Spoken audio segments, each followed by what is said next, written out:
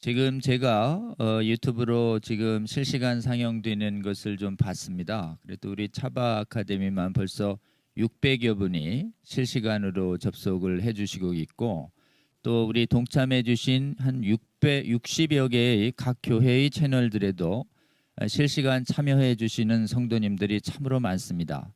여러분 아직 주위에 계신 분들 중에 이제 강의가 시작될 겁니다. 이 좋은 강의 꼭 들을 수 있도록 함께 권면해 주셔서 함께 듣는 저와 여러분 되시면 좋겠습니다. 첫 강사님 소개해 올리겠습니다.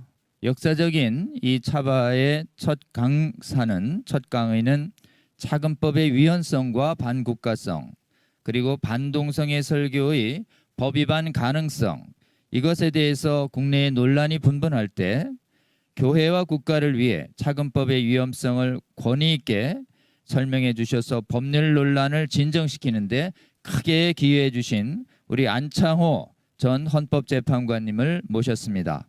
얼마나 교회를 위하여 귀하고 감사한지 모르겠습니다. 안 재판관님 나오실 때 우리 실시간으로 전국에서 이 방송 보고 계신 성도 여러분, 국민 여러분, 큰 환영과 기대의 박수 해주시면 감사하겠습니다. 고맙습니다. 모시겠습니다.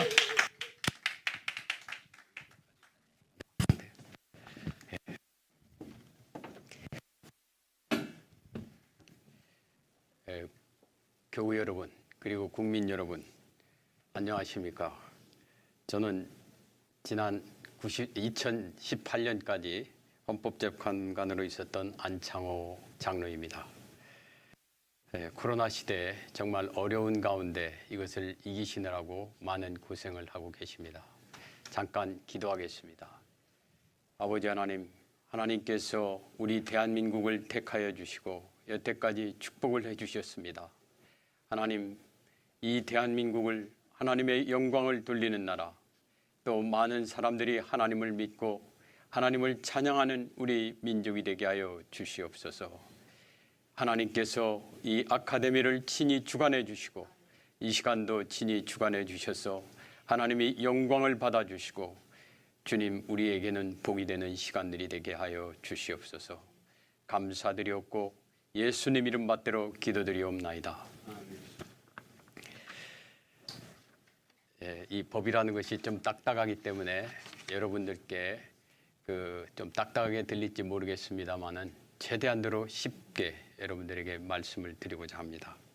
2020년 6월 29일 정의당 장혜영 의원 등 국회의원 10분이 포괄적 차별금지법안을 국회에 제출했습니다.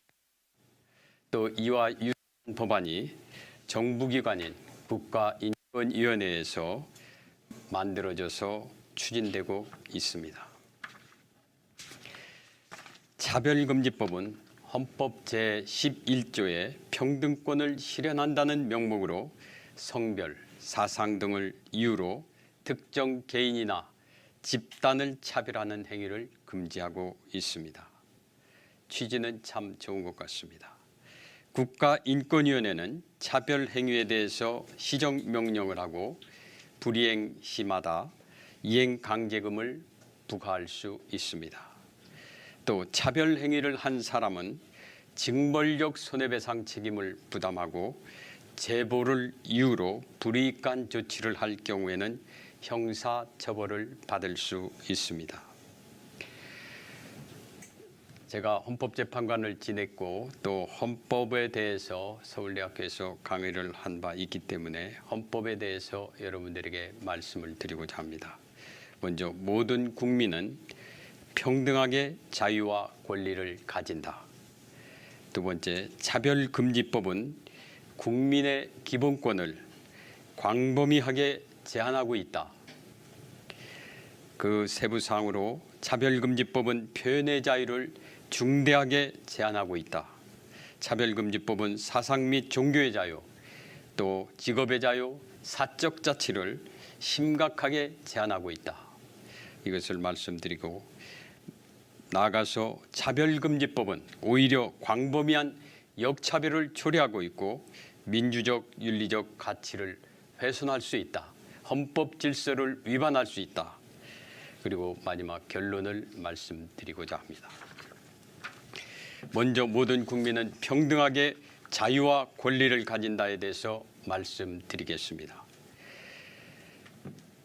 하나님께서는 하나님의 형상대로 곧 우리 인간들을 창조하셨습니다. 창세기에 있는 말씀입니다. 이와 같이 하나님께서는 하나님의 형상대로 창조하셨는데 그 하나님의 형상의 내용이 무엇입니까? 성경은 하나님은 스스로 계신 분이라고 말씀하고 있습니다.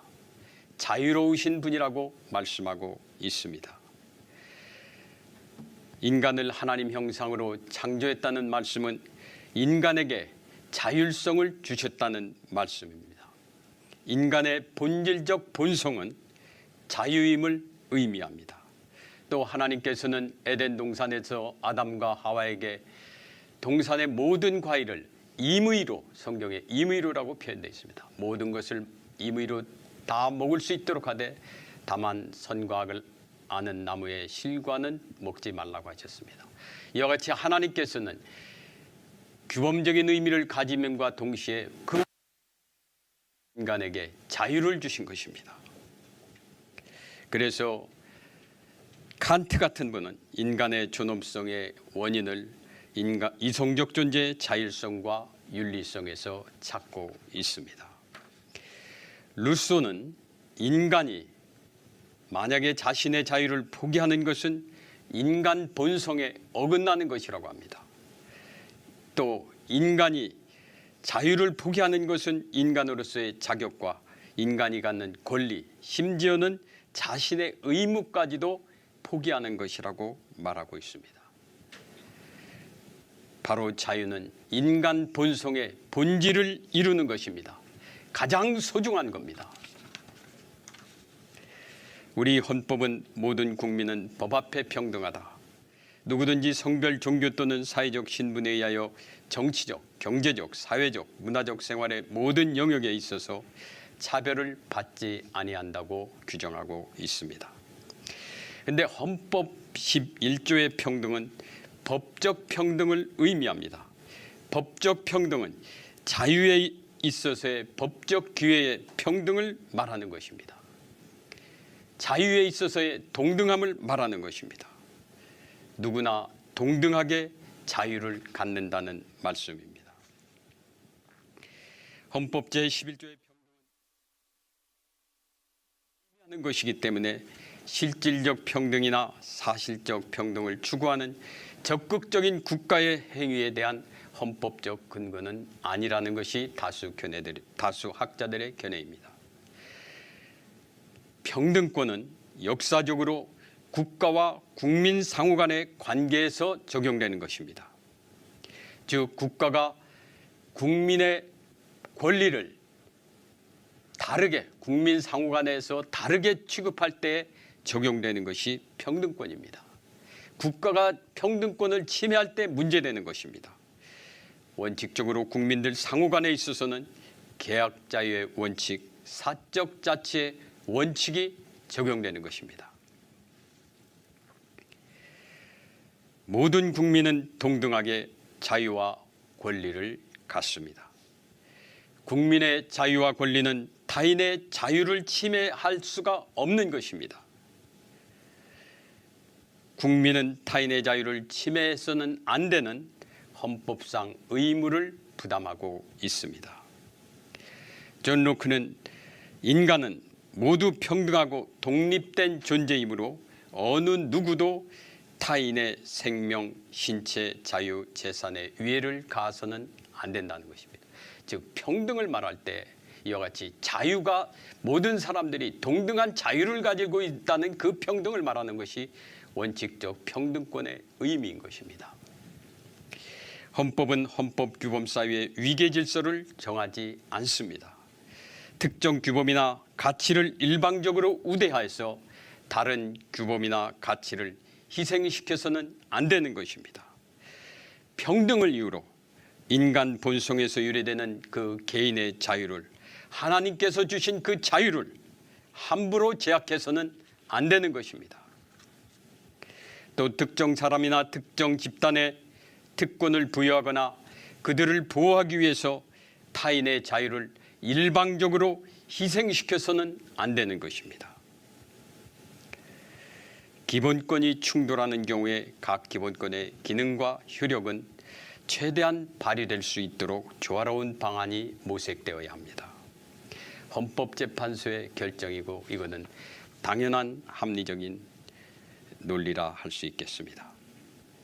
특정한 상황에서 기본권들이 충돌할 경우에 있어서는 과연 어떤 기본권이 충돌하느냐, 또 기본권이 어떤 방법과 어떤 강도로 침해되느냐, 또 충돌하는 기본권이 인간의 존엄성 그리고 민주주의의 가치의 실현에 있어서 가지는 의미와 중요성 등이 고려돼서 개별적 구체적 방안들이 강구되는 것입니다. 물론 이 기본권의 충돌은 주로 자유권에 있어서의 충돌을 말하지만은 굳이 자유권과 평등권이 충돌하는 경우에도 이 원리가 적용되지 않는다 말할 수는 없는 것입니다. 여하튼 포괄적으로 평등을 이유로 해갖고서 자유권을 함부로 제약해서는 안 되는 것입니다. 사적 자유 영역을 평등의 잣대로 한계 짓는 것은 인간 존엄성의 실현과 그리고 사적 자체의 근간을 훼손시킬 수 있습니다. 이에 대해서는 포괄적으로 접근해야 될 것이 아니라 개별적 구체적으로 신중하고 세밀하게 접근되어야 되는 사안인 것입니다. 다음, 차별금지법은 국민의 기본권, 자유를 광범위하게 제한할 수 있습니다. 하나님께서는 남자와 여자를 창조하시고 동성애를 가증하다고 말씀하셨습니다.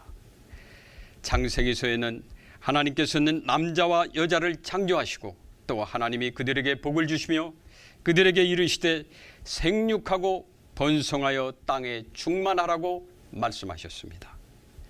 또 레위기서에는 너는 여자와 교합함같이 남자와 교합하지 말라. 가증한 일이니라.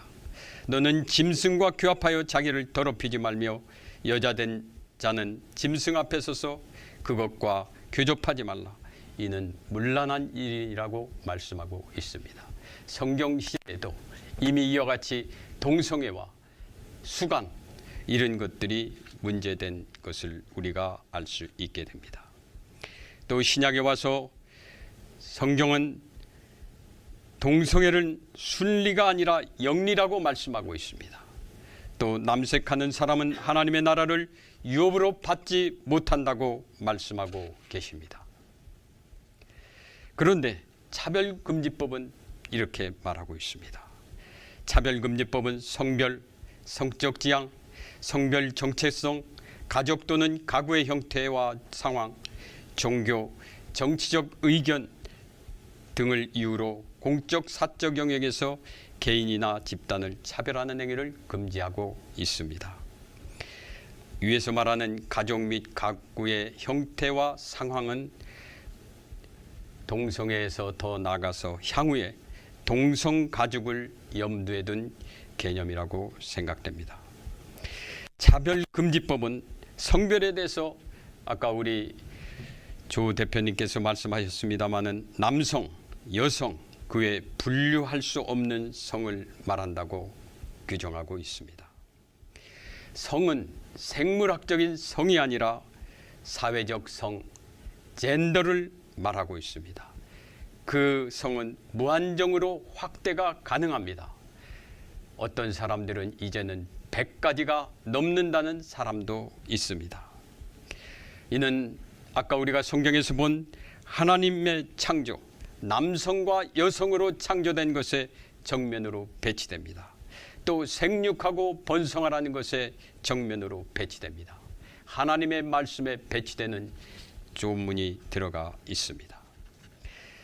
또 차별금지법은 성적 지향에 대해서 이성애, 동성애, 양성애 등 감정적, 호의적, 성적으로 깊이 이끌릴 수 있고 친밀하고 성적인 관계를 맺거나 맺지 않을 수 있는 개인의 가능성이라고 말하고 있습니다.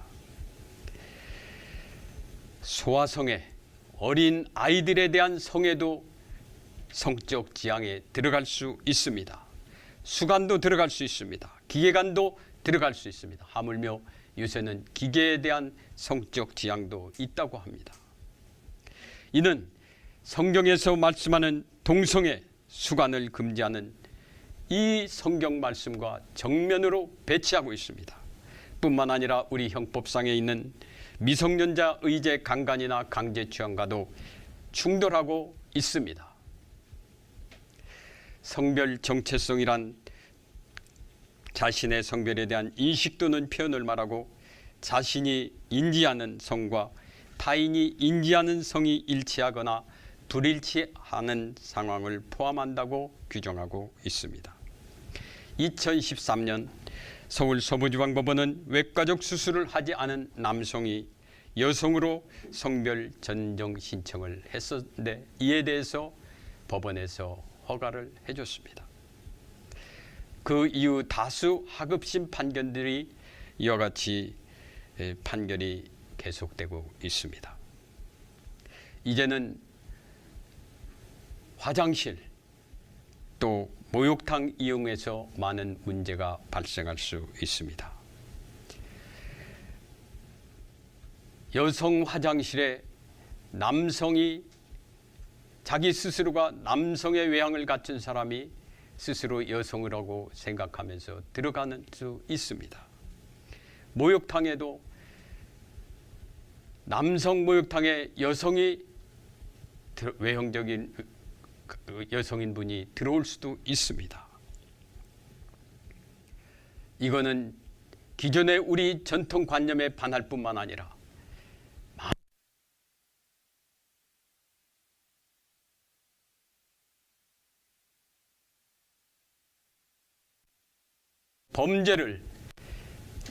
범죄에 이용될 수도 있습니다.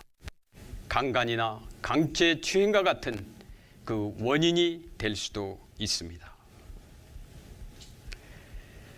차별금지법은 주관적이고 개인적이며 불명확하고 추상적인 개념을 사용해서 규제를 하고 있습니다. 방금 말씀드린 바와 같이 차별금지법의 대상은 성별, 성적 지향, 성별 정체성 개념은 객관적인 성을 정의하는 것이 아니라 젠더 이데올로기에 따라서 개인적이고 주관적인 인식에 근거해서 성을 규정하고 있습니다. 차별 행위에는 성적 굴욕감 또는 혐오감을 느끼게 하는 성적 언동 등에 의해 피해를 유발하는 환경을 조성하거나 적대적 모욕적 환경을 조성하는 행위가 포함됩니다. 지극히 주관적이고 개인적인 개념들입니다. 또 이런 개념들은 차별금지법의 도입과 함께 국민의 법 감정의 변화를 야기시켜서 더욱더 확대될 수 있습니다. 차별금지법에 의한 제재는 엄중하고 그 적용 영역이 굉장히 광범위합니다.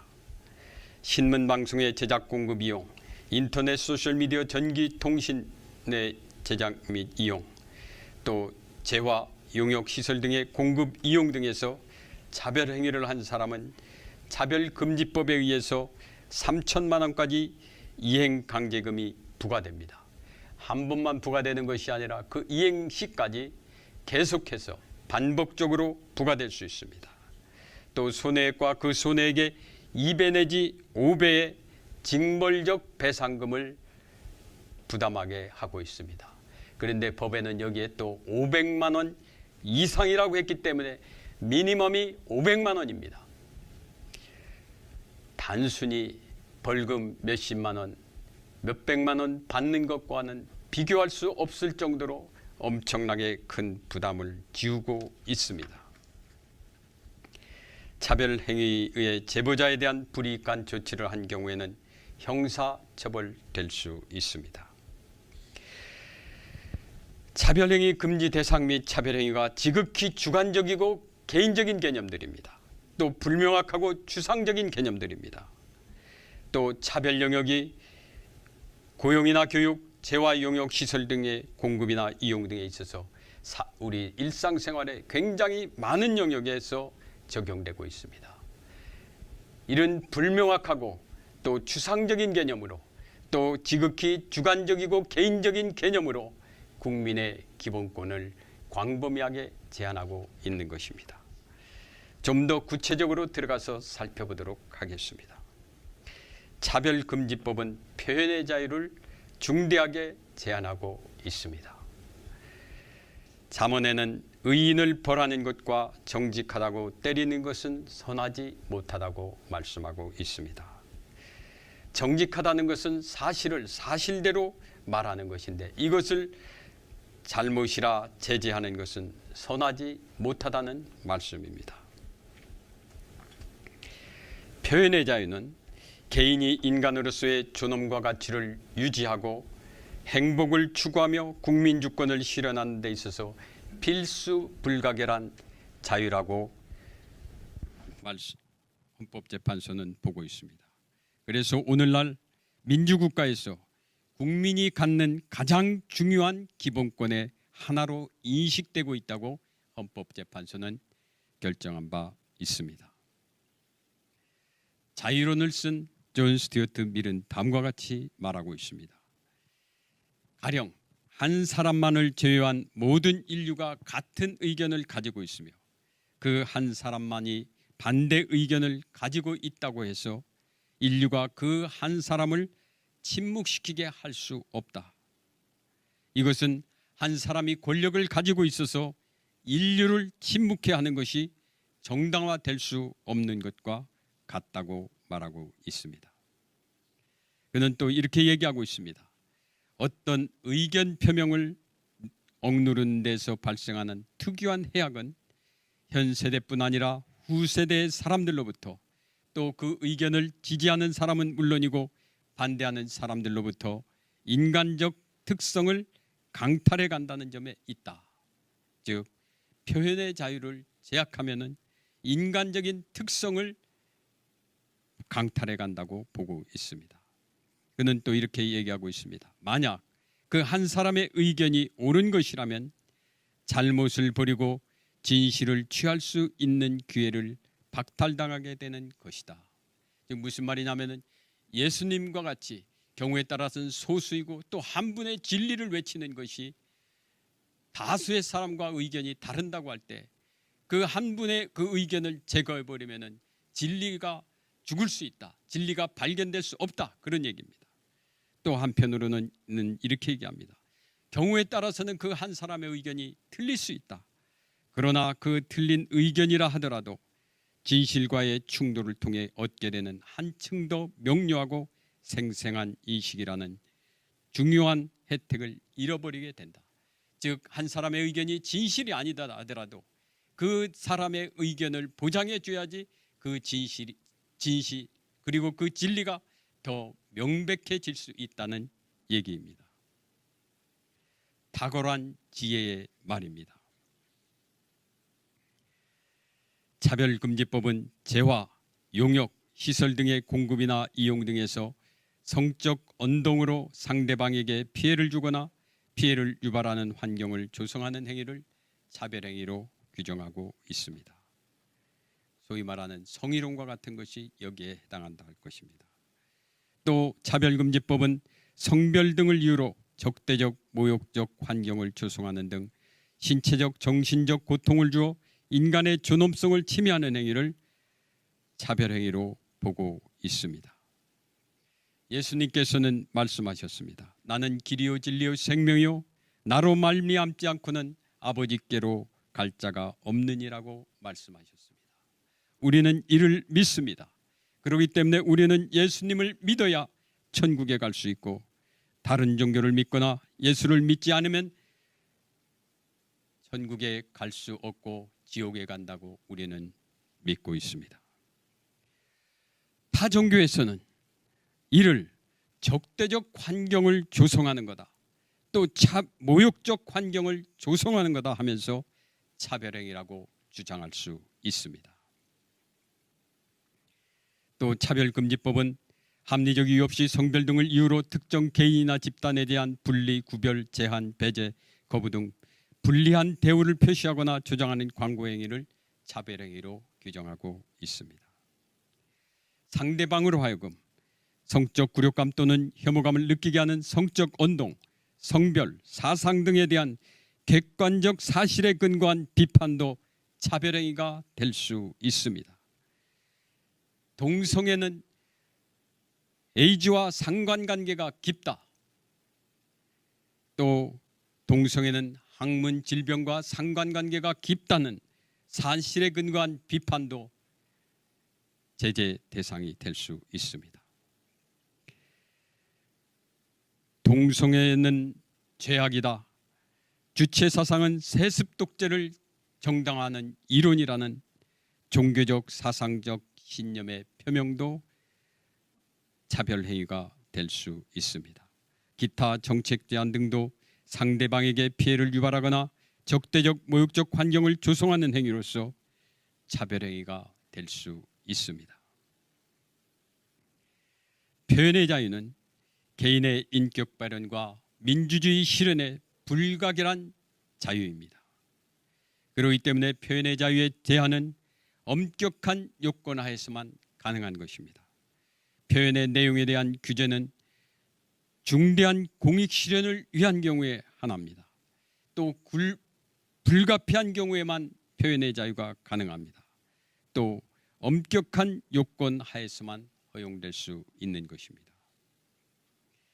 더욱이 민주사회는 사상의 자유시장에서 사상의 자유 경쟁을 통해서 진실을 발견하고 합리적 결론을 도출하는 사회입니다. 특정 영역에서 긍정적 평가는 허용하고 부정적 평가는 통제하는 행위, 특정 관점의 표현만을 허용하고 다른 표현을 규제하거나 차별하는 것은 허용되지를 않습니다. 이거는 표현의 자유와 본질적 내용을 이루는 것이기 때문인 것입니다. 그런데 차별금지법은 평등실현이라는 명목으로 특정 사상이나 견해 등에 대해서 긍정적 평가만 허용하고 부정적 평가는 포괄적으로 규제하고 있습니다. 부정적 평가는 지극히 주관적 성격을 가지는 것입니다.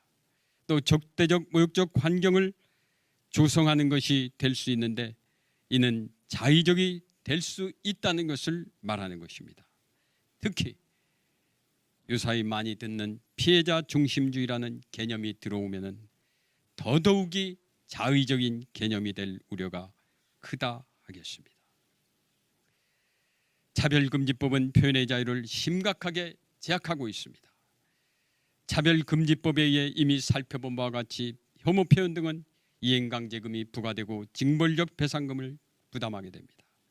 또 우리 형법은 미국이나 독일과 달리 사실적시에 의한 명예훼손이나 모욕을 처벌하고 있습니다. 혐오 표현 등은 명예훼손이나 모욕으로 형사처벌될 수 있습니다. 더더욱이 차별금지법의 도입에 따라서 법의식의 변화에 따라서 그 처벌 가능성은 더욱 넓어진다 말씀드릴 수 있겠습니다. 이와 같이 표현의 자유에 대한 사전 억제 및 위축으로 인하여서 기본권 보장에 심각한 문제를 초래할 수 있습니다. 아직 사실 우리는 차별금지법이 도입되지 않았습니다.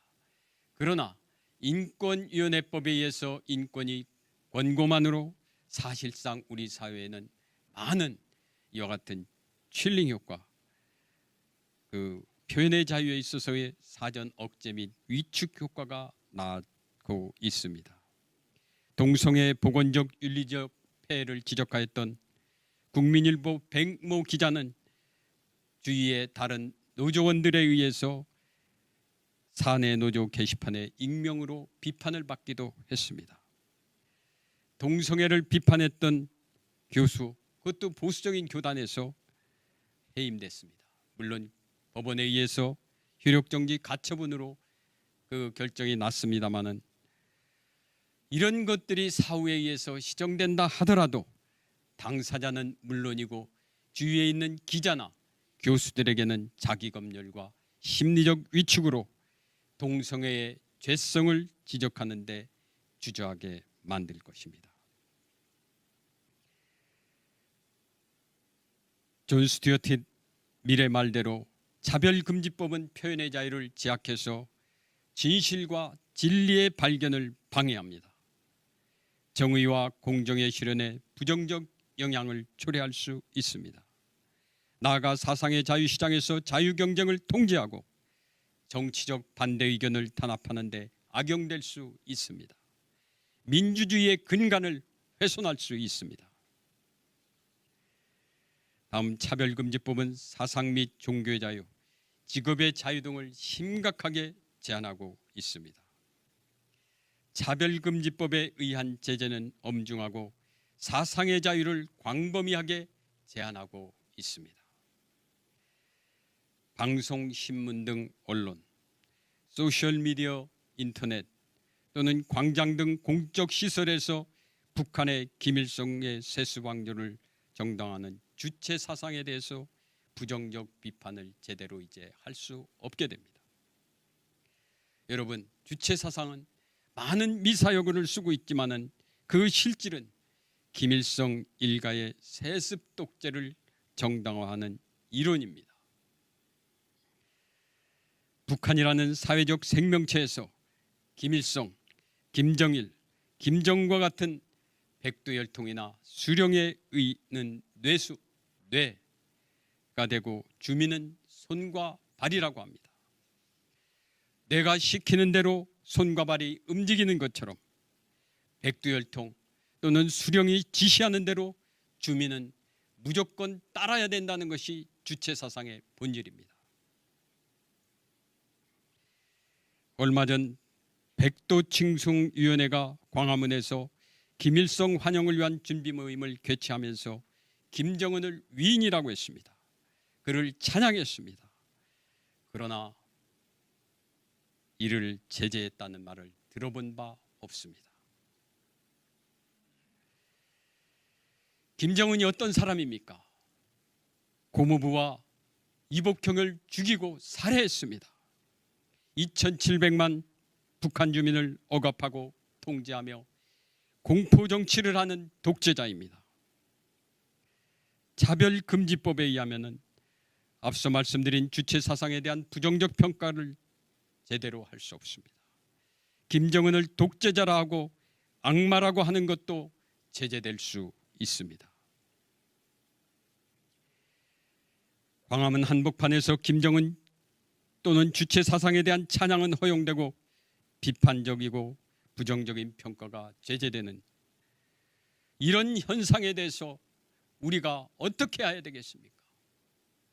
적어도 김일성 그 주체 사상이나 또는 김정은 등에 대해서 우리가 비판하고 그들에 대해서 우리가 부정적 평가를 할 수 있는 것은 아니겠습니까?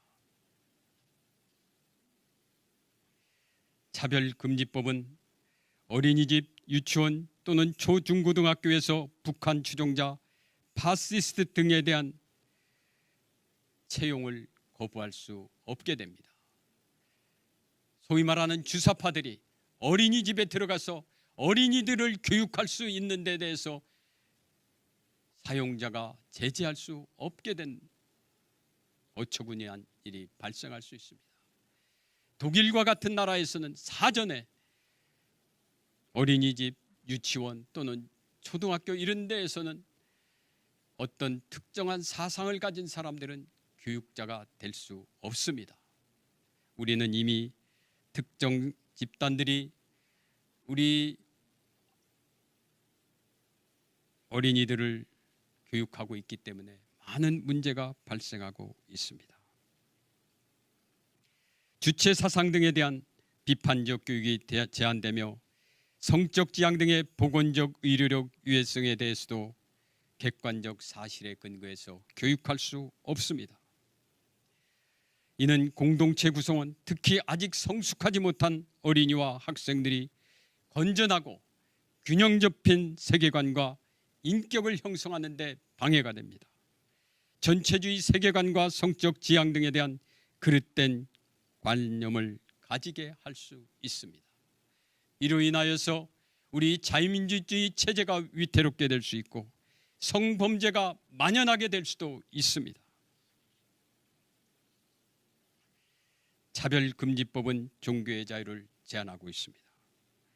일반 언론은 물론이고 기독교 방송, 신문, 또 기독교적인 성격을 가지고 있는 소셜 미디어나 인터넷에서, 그리고 광장이나 길거리에서 또는 군, 교회 등 공적 시설에서 동성애의 죄성을 지적하는 설교가 제한됩니다.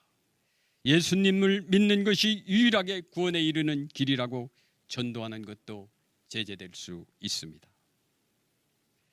교회 설교도 방송이나 소셜 미디어에서 오늘날에는 많이 전파되는 경우가 있어서 동성애 반대하는 교회 설교도 실질적으로 제약받을 수 있습니다.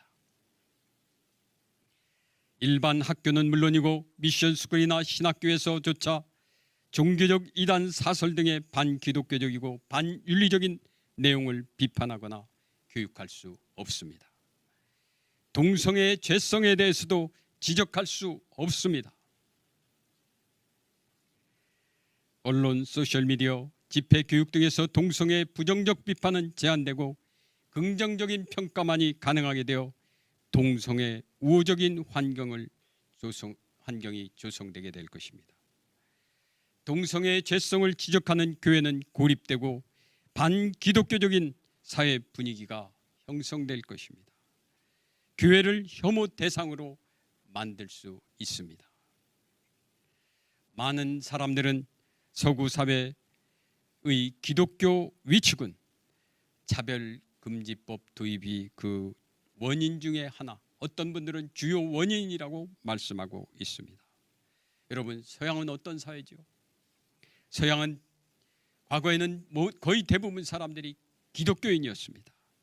또 문화는 기독교적이라고 우리가 말하고 있습니다.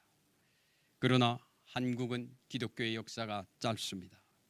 또 상대적으로 우리 기독교의 인구는 20% 내외에 불과합니다. 또 기독교 문화가 아직까지 우리 대한민국에는 제대로 형성되어 있다고도 말하기 어렵습니다. 이런 대한민국에 차별금지법이 도입돼서 이것이 교육되고 또 언론 등을 통해서 홍보된다고 한다면 과연 교회가 어떻게 되겠습니까? 결과는 명확관화될 것입니다. 교회는 황폐화될 겁니다. 참담한 결과가 예상됩니다. 영어에 보면은 The Camel's Nose라는 관용적 표현이 있습니다. 중동에는 밤에는 춥다고 합니다. 낙타는 추운 밤에 처음에는 텐트에 코를 드러냅니다. 다음에는 앞다리를 슬쩍 또 드러내놓습니다.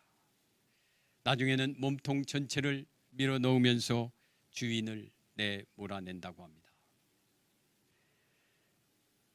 그것에 대한 관용적 표현이 The Camel's Nose입니다. 차별금지법이 우리 사회에서 그런 역할을 할 것으로 생각이 됩니다. 우리가 경각심을 가지고 유념해야 될 대목입니다. 차별금지법은 종교적인 사적 자치 영역을 중대하게 제한하고 있습니다. 차별금지법에 따르면 교회에서 동성애 목회자를 거부할 수 없습니다. 비기독교 교회 직원을 채용을 거부할 수 없습니다. 동성결혼과 주례도 교회에서 거부할 수 없게 됩니다. 신학교나 미션스쿨에서 동성애자 입학을 거부할 수 없습니다. 이 말은 무슨 말입니까? 동성애 목회자가 다수 양성되고 이제 이 사람들이 다수 교회에 들어갈 수 있다는 의미입니다. 결국 어떻게 되겠습니까? 성경이, 하나님의 말씀이 무시되는 설교가 이제 이루어질 수 있다는 그런 얘기가 됩니다. 사실 우리 나라의 사회복지는 우리 크리스찬들이 여태까지 주도해 왔습니다. 지금도 국가가 많은 사회복지 그걸 하지만은 아직까지도 법인 형태를 갖추지 못한 많은 곳에서 우리 크리스찬들에 의해서 사회복지 여러 가지가 이루어지고 있습니다. 이런 사회복지 시설 등 각종 기관에서 교사나 직원을 채용할 때나 시설을 관리하면서 다른 종교를 이유로 거부할 수 없게 됩니다. 무신론자 또 이슬람 이런 사람들이 들어와서 채용을 원할 때 이를 거절하면은 제재를 받게 되어 있습니다. 요새 여러분들 많은 교회가 신천지 때문에 몸살을 앓고 있지 않습니까? 그 가장 큰 이유 중에 하나가 뭐죠? 신천지가 자기 자신들의 그것을 가리면서 은밀하게 교회에 침투해서 교회를 망가뜨리고 있습니다. 이제는 차별금지법이 들어오면은 기독교 정신으로 운영되는 여러 가지 시설과 기관들이 그렇지 않은 사람의 은밀한 목적에 의해서 그 정신이 훼손되고 그곳에서 나타나는 사랑의 표현들, 기독교적인 정신이 훼손될 수 있는 것인데 이를 막을 방법이 없게 되는 것입니다. 물건을 판매하거나 서비스를 제공하는 사람들과 시설물 관리자도 동성애나 특정 사상 등을 이유로 그 제공이나 이용을 거절할 수 없습니다. 일상생활의 광범위한 생활 영역에서 성별 사상 등을 이유로 거부, 제한 등이 금지되어 있습니다. 그래서 결과적으로 직업 및 계약의 자유, 집회 및 결사의 자유, 행복 추구권, 사적 자치 등이 중대하게 침해되고 기독교 가치관에서 운영되는 각종 기관의 설립 목적이 훼손될 수 있습니다. 이렇게 자유를 침해할 뿐만 아니라 차별금지법은 광범위한 역차별을 초래하고 민주적, 윤리적 가치를 훼손할 수 있습니다. 먼저 차별금지법은 성소수자 등에게 특혜나 특권을 주고 있습니다. 정부는 성적 지향 등의 보호를 위해서 차별 시정정책 등을 내용으로 하는 기본계획, 시행계획을 정기적으로 수립해야 합니다. 행정재정상 필요한 조치를 취해야 합니다. 국가인권위원회는 성적 지향 등으로 보호되는 자의 소송을 지원할 수 있습니다. 차별행위가 있다고 주장되는 경우에 그 상대방은 그런 사실이 없다거나 성적 지향 등에 의한 차별이 아니라거나 정당한 사유가 있었다는 점을 입증해야 합니다. 손해배상 사건에 있어서도 상대방이 고의 또는 과실이 없음을 증명해야 책임을 면할 수 있습니다. 이것이 법률 용어로는 입증 책임의 전환이라고 하는데 통상의 경우에 있어서 손해배상 사건은 피해자가 상대방의 가해행위라든지 피해 유무라든지 정도, 인과관계 등을 입증해야 합니다. 그런데 차별금지법은 피해자는 나 차별행위를 당했다는 그런 주장만 하면은 나머지 대부분을 상대방이 입증해야 되는 특권을 누리게 하고 있습니다. 또 외견상 성별 등과 관련해서 중립적인 기준을 적용했으나 이게 무슨 말이냐면 자기는 전혀 차별의 의사가 없다 하더라도 그에 따라서 특정한 집단이나 개인에게 불리한 결과가 초래된 경우, 차별이 발생한 경우에는 차별 행위라고 말하고 있습니다. 결과 책임을 묻는 것입니다.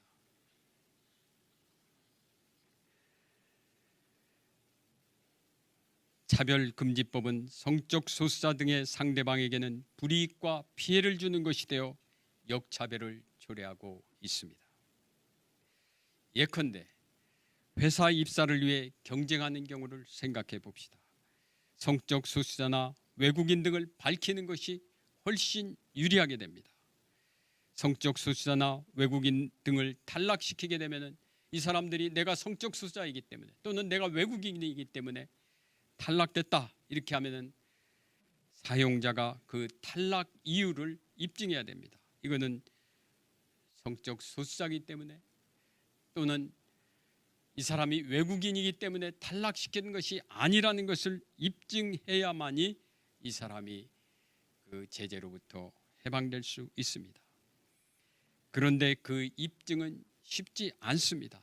물론 시험을 보는 정량 평가를 하는 경우에 있어서는 뭐 나름대로 그렇게 어렵지 않을 수가 있습니다만, 정성 평가의 비율이 높아지면 높아질수록 또 입증에서 이 소극적 사실, 부존재의 입증은 매우 어렵습니다.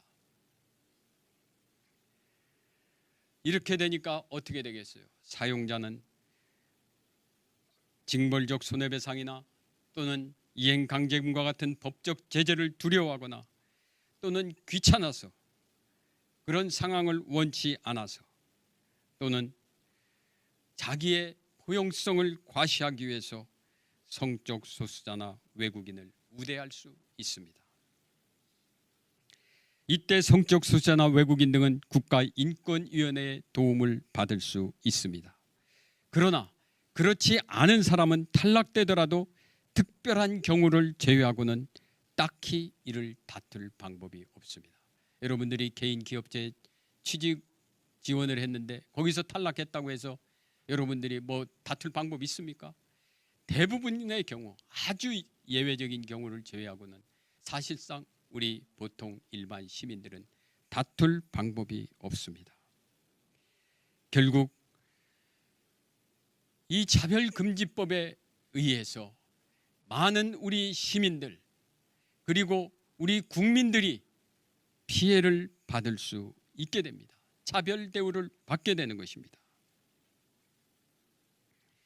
이런 이유 때문에 성적 소수자나 외국인 등은 고용이나 승진에서 또 전보에서 유리한 위치에 갈 수 있습니다. 또 학교에 입학할 때 교육이나 훈련에서 많은 이득을 받을 수도 있습니다. 그래서 실질적으로 득혜와 특권을 누리는 것이 되고, 그 이외에 대부분의 국민들은 각종 생활 영역에서 광범위하게 역차별을 받는 현상이 나타날 수 있습니다. 차별금지법은 헌법질서, 공화적 윤리, 사회 통합의 부정적 결과를 초래합니다. 인간은 외부 세계의 인정을 받으면 자아 존중감이 형성될 수 있습니다. 그러나 그렇지 못한 경우에 있어서는 수치심을 느끼거나 피해의식을 갖거나 현실에 대해 분노하고 자신에 속한 사회와 갈등하게 됩니다. 성적 소수자 등에 대한 감정적 혐오나 차별은 그들의 분노를 일으키고, 이와 마찬가지로 그들에 대한 특혜와 그 이외 사람들에 대한 역차별 역시 또 다른 분노를 유발할 수 있습니다. 이런 분노의 충돌은 숙고와 경쟁을 통한 합리적 의사결정을 방해합니다. 또 감정의 충돌이기 때문에 이것은 치유하기 어렵습니다. 심각한 사회 갈등을 초래할 수 있습니다. 특히 특정 이데올로기에 의한 이념적 성향은 특정한 정체성만을 인정하고 다른 정체성의 정당성을 부정하거나 약화시키려고 하여 그 갈등을 심화하고 고착시킬 수 있습니다. 차별금지법에 의한 관점 규제와 관점 차별로 인해서 진리와 진실이 왜곡될 수 있습니다. 개인의 자유와 권리가 훼손될 수 있습니다. 공공의 가치와 공동선이 침해될 수 있습니다. 차별금지법은 민주적 가치를 추구하는 우리 대한민국 헌법의 헌법 질서를 훼손할 수 있습니다. 공화적 가치를 지향하는 우리 전통적 윤리의 좋은 점을 해체할 수 있습니다. 도덕적 하향 평준화를 초래할 수 있습니다. 또 공산주의자 그람시의 바람대로 가정과 교회와 국가 문화 공동체의 변질과 해체의 원인이 돼서 공산주의 혁명으로 가는 긴 행진의 수단이 될 수 있다는 우려도 있습니다. 그람시라는 사람이, 이 사람은 이탈리아 공산당의 장당 주역 중에 한 사람입니다. 그는 왜 공산주의 혁명이 자본주의가 발달된 영국에서 일어나지 않을까? 또 근로자들이 자본가들에게 왜 저렇게 순종하고 혁명에 자신의 몸을 바치지 않을까? 이런 부분에 대해서 의문을 가졌습니다. 그러면서 그는 헤게모니 이론에서 그의 답을 찾습니다.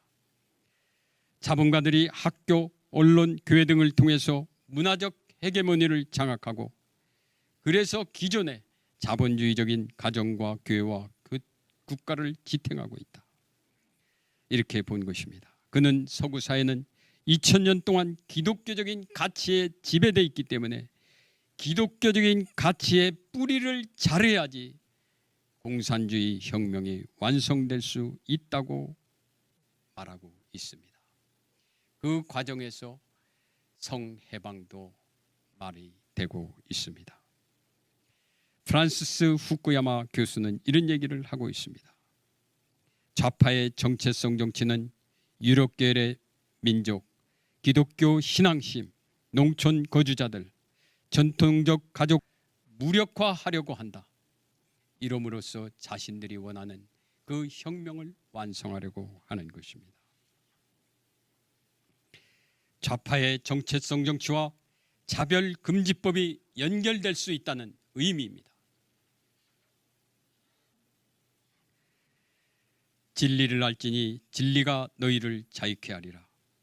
요한복음에 있는 말씀입니다. 평등은 정의의 내용을 이루고 인류가 지향해야 할 소중한 가치입니다. 그러나 국가가 평등의 잣대를 들고 사적 영역에 깊이 개입해서 개인의 자유와 권리를 일방적으로 희생시켜서는 안 됩니다. 소수자의 내적 자유에 대한 감정적 혐오는 있어서는 안 됩니다. 그러나 그 주장과 행위에 대한 이성적 비판과 정당한 논의는 가능해야 합니다. 이를 부정하면 진리와 진실을 향한 기회가 박탈되고 개인이 가지는 자유와 권리가 무력화됩니다. 정의 실현과 사회 통합이 불가능해질 수 있습니다. 내적 자아와 정체성은 차별받아서는 안 됩니다. 그러나 부당하게 특혜나 특권을 누려서도 안 됩니다. 국민은 평등하게 자유와 권리를 가지므로 적극적인 평등 실현 조치가 필요한 영역이 있다면 그로 인해 제한되는 기본권의 종류와 침해 정도 그리고 국민의 법 감정 등이 고려되어서 국민적 합의 하에 개별적 구체적으로 법과 제도를 만들어야 합니다. 저는 사실 헌법재판을 하면서 사실 장애인이나 우리 사회적 약자를 위해서 최대한대로 그들의 권리 보장과 신장을 위해서 노력을 했습니다. 그럼에도 불구하고 저는 이 자리에서 차별금지법은 아니다 이렇게 여러분들에게 말씀을 드리고 있는 것입니다. 내적 자아와 정체성은 존중되어야 합니다. 그러나 그 확보 행위는 민주적이고 공화적 가치에 부합해야 되고 우리 헌법 질서 내에서 한계 지어져야 됩니다. 그래야 헌법 질서가 공고히 하고 인간의 존엄과 가치가 온전히 실현될 수 있습니다. 성경은 초다를 참아 못하는 자는 그 자식을 미워함이라. 자식을 사랑하는 자는 근실이 징계하느니라고 말씀합니다. 우리가 교회가 차별금지법을 반대하는 것은 소수자의 자유와 권리를 훼손하고 억압하려는 것이 아닙니다. 소수자 등에 대한 증오를 부추기거나 혐오를 조장하기 위한 것이 아닙니다. 다만 진실과 진리를 자유롭게 표현할 수 있는 권리를 확보하기 위한 것입니다. 또 자유롭게 생각하고 신앙할 수 있는 권리를 확보하기 위한 것입니다. 자녀들을 자유롭게 교육할 수 있는 권리를 확보하기 위한 것입니다. 자유를 억압하는 사상과 질서로부터 자유를 지켜내고 방어하기 위한 것입니다.